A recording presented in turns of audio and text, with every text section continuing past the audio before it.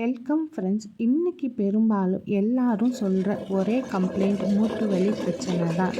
பெரும்பாலான பெண்களுக்கு மூட்டு வலி பிரச்சனைங்கிறது 40 வயசை தொடுறப்பயே வந்துடுது. அந்த காலத்துலலாம் முடக்கத்தான் கீரை தோசையை மூட்டு வலிக்கு சிறந்த மருந்தாக பயன்படுத்தாங்க. இந்த கீரையோட பேர்லேயே முடக்கு அறுத்தான்னு இருக்குது. அதாவது முடக்க நீக்கிறதுன்னு அர்த்தம் ஃப்ரெண்ட்ஸ். இந்த கீரை இப்போ நான் ஒரு 2 கைப்பிடி இது மாதிரி முழு அளவுக்கு எடுத்துக்கோங்க. ஃபுல்லாக நான் 2 கைப்பிடி அளவுக்கு கீரை எடுத்து நல்லா வாஷ் பண்ணி வச்சுருக்கேன். இது கிராமத்தில் வேலியோரத்தில் கிடைக்கும். சிட்டி சைடில் கட்டாகவும் விற்கிறாங்க ஃப்ரெண்ட்ஸ். இந்த அளவுக்கு கீரைக்கு நான் இந்த ஆளாக்கில் ஒரு ஆளாக்கு ரேசன் அரிசியும் ஒரு ஆளாக்கு இட்லி அரிசியும் எடுத்து நல்லா கழுவி 4லேருந்து 5 மணி நேரம் நம்ம ஊற வச்சுக்கலாம். பாருங்கள், இப்போ அரிசி நல்லா ஊறிடுச்சு. இப்போ நம்ம முடக்கத்தான் கீரை தோசைக்கு மாவு அரைக்கிறது எப்படின்னு பார்க்கலாம். கீரையை இது மாதிரி மொத்தமாக நம்ம கிரைண்டரில் சேர்க்குறப்ப கீரை மசியாது ஃப்ரெண்ட்ஸ். ஓரத்தில் இது போல் தங்கிடும். அதனால் இப்போ உங்களுக்கு காட்டுறதுக்காக நான் இது போல் மொத்தமாக கீரையை போட்டு காட்டினேன். இந்த தப்பை நீங்கள் மாவு அரைக்கக்குள்ளே பண்ணாதீங்க. கொஞ்சம் கொஞ்சமாக கீரையை எடுத்து சேர்த்துக்கிட்டு தண்ணியும் கொஞ்சம் கொஞ்சமாக சேர்த்து அரைச்சிங்கன்னா கீரை நல்லாவே அரைப்பட்டுரும் ஃப்ரெண்ட்ஸ் கிரைண்டரில். நான் இன்றைக்கி நிறைய அரைக்கிறதுனால கிரைண்டரில் அரைக்கிறேன். கொஞ்சமாக அரைக்கிறதுனா நம்ம மிக்ஸி ஜார்லேயே அரைச்சிக்கலாம். மிக்ஸி ஜார்லேயே நல்லா அரைப்பட்டுரும் ஃப்ரெண்ட்ஸ். பாருங்கள், இது போல் கீரையை கொஞ்சம் கொஞ்சமாக நம்ம சேர்த்துக்கலாம். இந்த முடக்கத்தான் கீரையை மூட்டு வலி உள்ளவங்க நல்லா சூடு பண்ணி எண்ணெயோடு சேர்த்து மூட்டில் கட்டிக்கலாம் நைட்டு தூங்குறப்ப. அப்பையும் நமக்கு மூட்டு வலி சரியாகும். இது போல் தோசையாகவும் வார்த்து நம்ம சாப்பிட்லாம். பாருங்கள், முடக்கத்தான் கீரை நல்லா அரைப்பட்டுருச்சு. இப்போ நம்ம அரிசியை சேர்த்துக்கலாம். இதில் நம்ம உளுந்து சேர்க்கவே தேவையில்லை. இந்த கீரையே கொஞ்சம் கொலகொலப்பு தன்மையாக இருக்கும் ஃப்ரெண்ட்ஸ். பாருங்கள், மாவு அரைச்சாச்சு. இந்த பதத்துக்கு நல்லா நைஸாக அரைச்சி எடுத்துக்கோங்க. உளுந்து சேர்க்காமையே இந்த கீரை கொலன்னு இருக்கிறதுனால மாவு எப்படி பொசு பொசுன்னு இருக்குன்னு பாருங்கள். இப்போ தேவையான அளவு உப்பு சேர்த்து கலந்து விட்டுட்டு மாவை நம்ம புளிக்க வச்சு எடுத்துக்கலாம். இந்த மாவு அரைச்ச உடனே தோசை ஊற்ற முடியாது. புளிக்க வச்சதுக்கப்புறம் தான் ஃப்ரெண்ட்ஸ் நம்ம தோசை ஊற்றணும். மாவை நல்லா கலந்து விட்டு புளிக்க வச்சுக்கலாம். பாருங்கள், மாவு நல்லா புளிச்சு வந்துருச்சு. இப்போ நம்ம மாவு கட்டியாக இருக்கிறதுனால கொஞ்சமாக தண்ணி சேர்த்துக்கலாம். தண்ணி சேர்த்து நல்லா கலந்து விட்டுட்டு நம்ம தோசைக்கல்லில் தோசையாக வார்த்து எடுத்துக்கலாம்.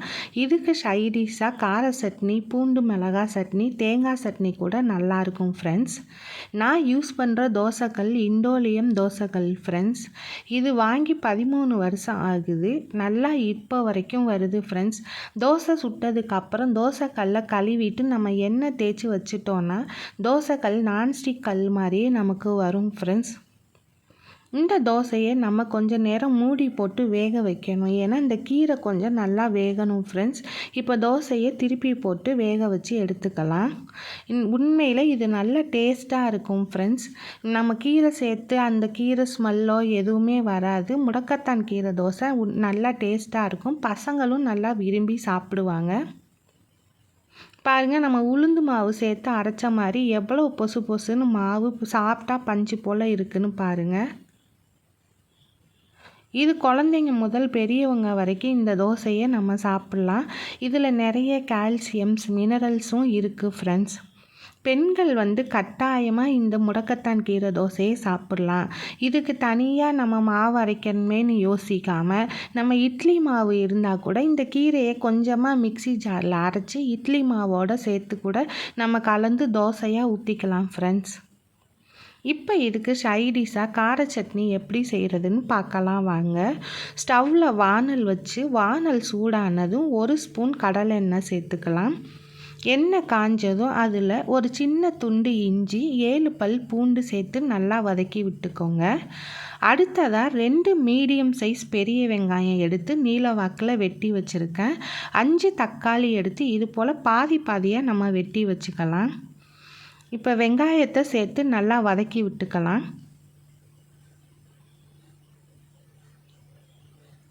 வெங்காயம் கொஞ்சம் வதங்கினதுக்கப்புறம் நம்ம தக்காளியையும் சேர்த்து வதக்கி விட்டுக்கலாம்.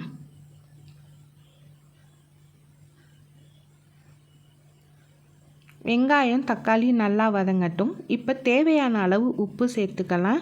ஒரு சின்ன கைப்பிடி அளவுக்கு புதினா சேர்த்துக்கலாம். இது கூட நம்ம கருவேப்பிலையோ இல்லை கொத்தமல்லி இலையவோ சேர்த்துக்கலாம். காரத்துக்கு நான் 4 காஞ்ச மிளகா சேர்த்துருக்கேன். இதெல்லாம் வதக்கி ஒரு மிக்ஸி ஜாரில் அடிச்சுக்கலாம். இப்போ சட்னி தாளிப்புக்கு எண்ணெய் காஞ்சதும் கடுகு உளுத்தம்பருப்பு கருவேப்பிலை போட்டு தாளிச்சிட்டு நம்ம அரைச்சி வச்சுருக்க சட்னியையும் சேர்த்து கொஞ்சமாக தண்ணி சேர்த்துக்கலாம் ஃப்ரெண்ட்ஸ். இந்த கீரைக்கு இந்த கார சட்னி உண்மையிலே ஆப்டான சைடிஷ்ஷாக இருக்கும். நீங்களும் ட்ரை பண்ணி பார்த்துட்டு எப்படி இருக்குன்னு சொல்லுங்கள் ஃப்ரெண்ட்ஸ்.